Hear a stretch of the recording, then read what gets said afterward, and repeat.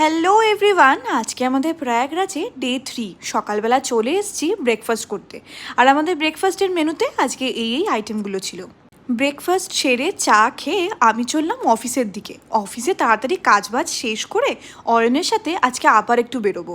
আসলে অফিস থেকে যখন আমি বেরোই, যখন সব কাজ শেষ হয়, তখন আর কাছাকাছি ওই মল ছাড়া আর কোনো জায়গায় যাওয়ার থাকে না।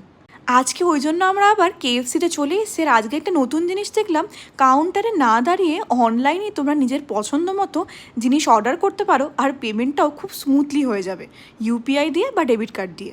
কেএফসিতে এইভাবে অর্ডার করার অপশনটা আমি এখানে ফার্স্ট টাইম দেখলাম।